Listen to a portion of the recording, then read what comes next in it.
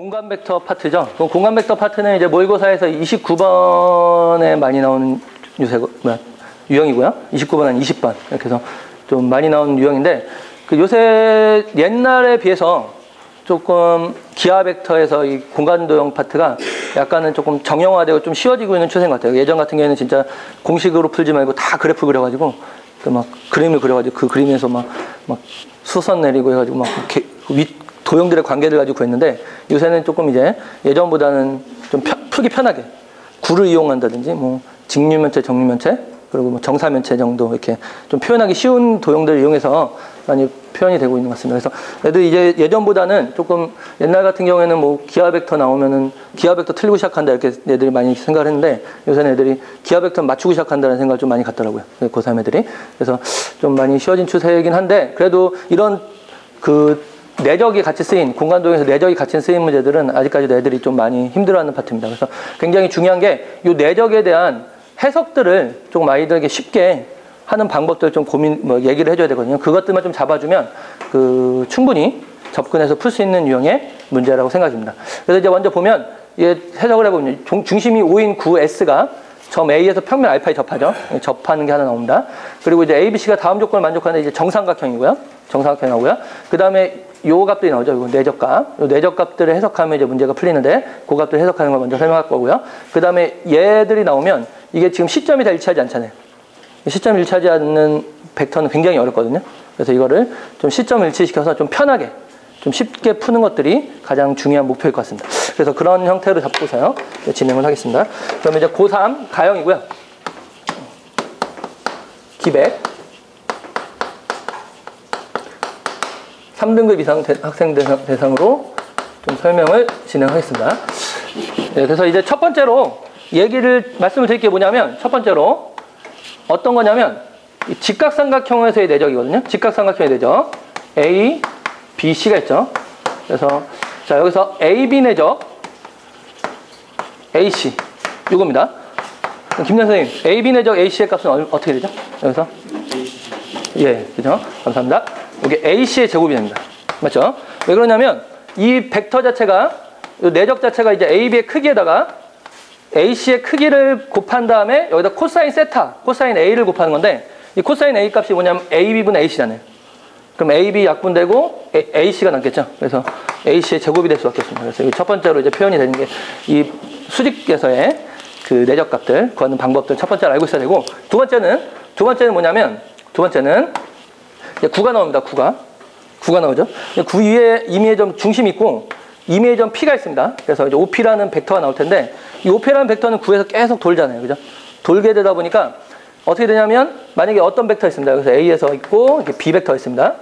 그럼 이거 최대 최소를 구하라는 문제가 있을 때는 어떻게 하면 되냐면, 만약 얘랑 얘의 내적의 최대값 구하라면 어떻게 하면 되냐면, 어떻게 하면 되죠?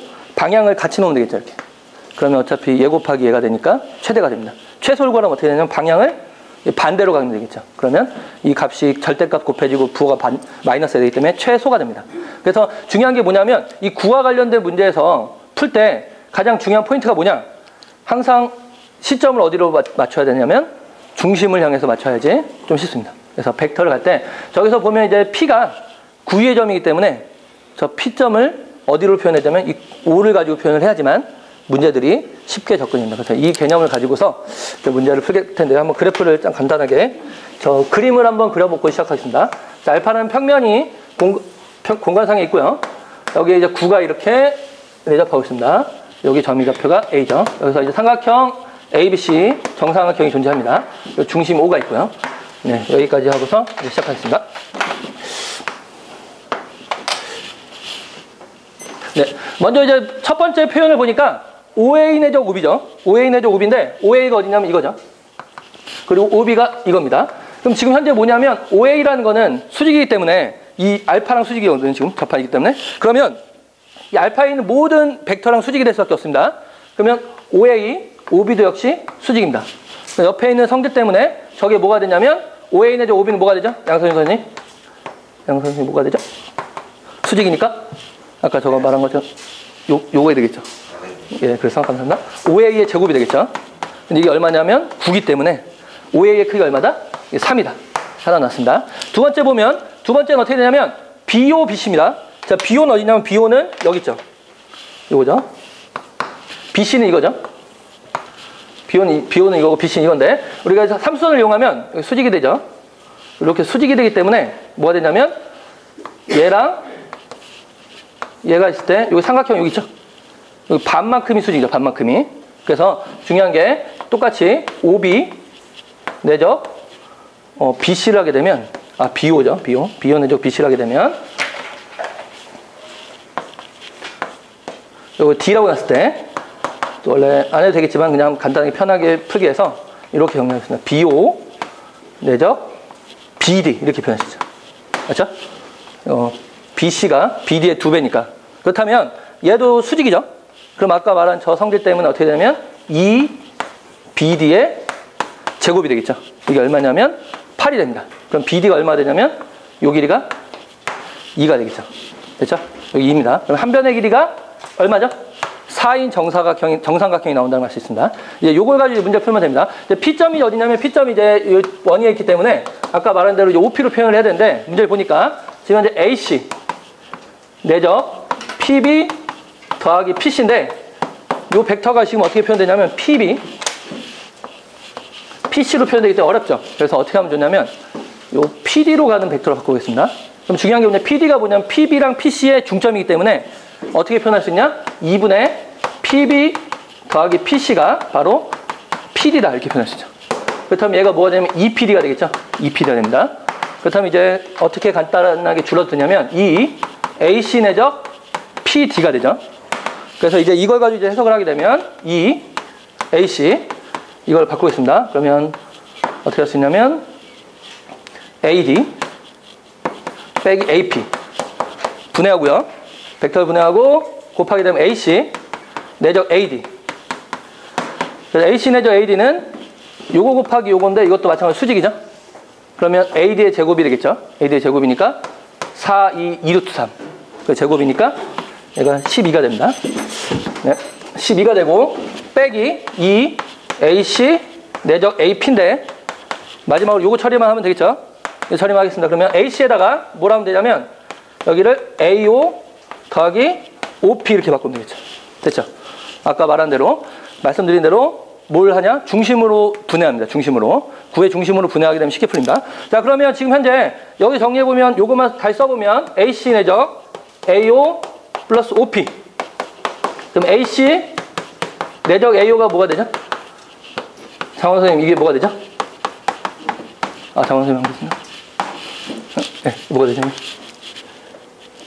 지금 AC는 요거고 AO는 이겁니다. 지금 수직이니까 예, 제로가 되죠. 감사합니다. 제로가 되고 요값만 구하면 요건 아까 말씀드린 대로 어차피 원위의 점이기 때문에 구의 점이기 때문에 어떻게 되냐면 방향을 맞춰줄 수 있죠. 그럼 크기의 곱으로 변하거든요. 그래서 얘는 AC 내적 OP는 크기의 제곱이기 때문에 가장 길 때는 2개 곱한 거 바로 4가 되고요. 아니 12가 되죠. 반지름 3이니까 가장 작을 때 마이너스 12가 되겠죠.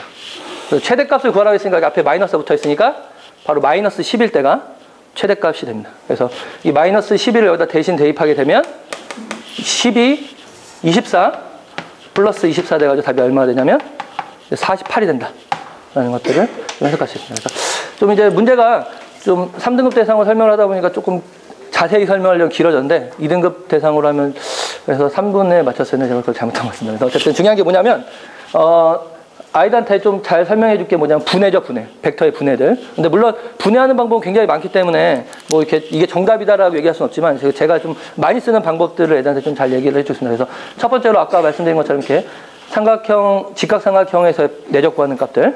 그리고 두 번째로 뭐냐면 이런 것들을 해석하는 거죠. 그래서 제 생각에는 이게 두 개의 벡터의 합으로 되어 있으면 되게 복잡하거든요. 그러면 여기 만약에 2PB 1PC다. 그럼 이제 뭐를 하라고 그러냐면 보통 1대2 내분점을 잡고서 1대2 내분점을 잡으면 3분의 2PB 플러스 2PC, 1PC가 1대2 내분점이거든요. 그래서 그 점을 잡고서 풀게 되면 이제 벡터 하나로 표현되기 때문에 조금 더 쉽게 접근할 수 있다는 걸 얘기하고요. 특히 이렇게 개수와 같은 경우는 무조건 중점을 잡는 게 그 좀 벡터를 좀 정리하는 데 조금 빨리 되겠죠. 그래서 그런 것들도 잘 설명을 하고 있고, 그리고 최근에 제가 이제 문제를 풀다 보니까 벡터 문제를 풀다 보니까 구가 굉장히 많이 나오는데 구와 내적이 관련된 문제들은 거의 대부분이 이렇게 중심을 향하게 벡터를 잡으면 좀 쉽게 풀리더라고요. 그래서 뭐 어렵더라도 중심 잡고 풀어라라고 얘기를 하는데, 왜냐하면 좀 이게 풀이에 일관성이 있어야지 애들이 접근하기 쉽잖아요. 그냥 항상 이 문제는 이렇게 풀고 저 문제는 저렇게 풀고 그러면 접근을 못하기 때문에 좀 접근을 잘하려면 좀 일관성 있게 좀 중심을 향해서 벡터를 잡아라, 이런 것들을 좀 잘 강조하고 있습니다. 그래서 특히 이제 요새 같은 경우에 29번 문제가 이제 벡터 이런 형태에서 내적과 관련된 문제가 많이 나오기 때문에 애들한테 이와 관련된 문제들을 좀 많이 풀릴 필요가 있을 것 같습니다. 수고하셨습니다.